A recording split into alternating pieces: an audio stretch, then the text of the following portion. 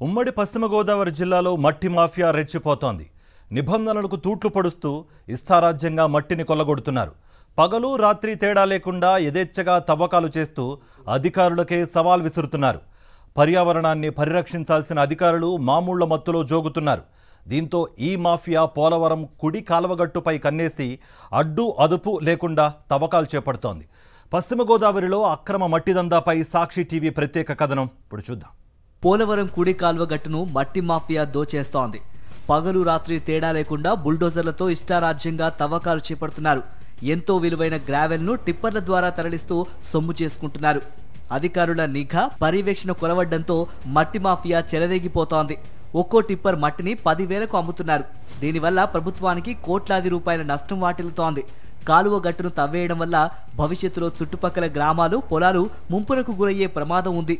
కూటమి నేతలు ఎంతో విలువైన గ్రావెల్ను అక్రమంగా అమ్మేస్తున్నారని, అధికారులు వారికి కొమ్ము కాస్తున్నారని జిల్లా వ్యాప్తంగా పెద్ద ఎత్తున చర్చ జరుగుతోంది. నిత్యం వందలాది టిప్పర్ల ద్వారా మట్టి ఉమ్మడి ఉభయ గోదావరి, కృష్ణా జిల్లాలకు విచ్చలవిడిగా తరలిస్తున్న అధికారులు మొద్దు నిద్ర వేయటం లేదని వామపక్షాల నాయకులు ఆగ్రహం వ్యక్తం చేస్తున్నారు. గోపాలపురం నియోజకవర్గంలోని గోపాలపురం, నల్లజర్ల, ద్వారకా తిరుమల మండలంలోని గున్నంపల్లి, పంగిడిగూడెం వద్ద యథేచ్ఛగా మట్టి దోపిడీకి గురవుతోంది. ప్రధానంగా రియల్ ఎస్టేట్ వెంచర్ల పూడిక, చదునుకు ఈ మట్టిని వినియోగిస్తున్నారు.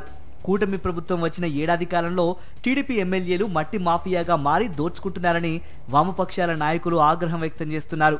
నిబంధనల ప్రకారం చెరువులో మట్టిని తరలించుకునేందుకు ప్రభుత్వానికి నామమాత్రంగా ఫీజు చెల్లించి ఆయకట్టు రైతులు తీసుకోవచ్చు. అనుమతులు వచ్చాక ట్రాక్టర్లు, ఎడ్ల బండ్లపై మట్టిని తరలించుకోవాలనే నిబంధనలు ఉన్నాయి. దీనికి నీళ్లు వదిలి అసలు రైతులకు కాకుండా ఆయా గ్రామాల టీడీపీ నాయకులు మట్టిని ఇటుక బట్టీలకు లారీల్లో తరలిస్తూ సొమ్ము చేసుకుంటున్నారు.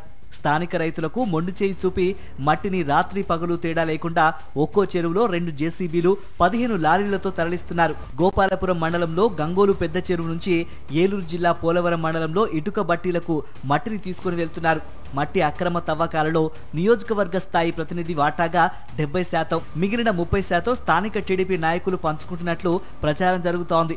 2,000 క్యూబిక్ మీటర్లకు అనుమతులు తీసుకుని 15,000 క్యూబిక్ మీటర్లకు తవ్వకాలు జరుగుతున్నా సంబంధిత అధికారులు ఇటువైపు చూడడం లేదన్న విమర్శలు పెద్ద ఎత్తున వినిపిస్తున్నాయి. కూటమి నేతలే మాఫియాగా మారి మట్టిని దోచేస్తున్న తీరుపై రాష్ట్ర వ్యాప్తంగా విమర్శలు వెల్లువెత్తుతున్నాయి. కూటమి అరాచక పాలనకు పరాకాష్ఠగా మట్టి మాఫియా రెచ్చిపోతుందని పర్యావరణ ప్రేమికులు ఆగ్రహం వ్యక్తం చేస్తున్నారు.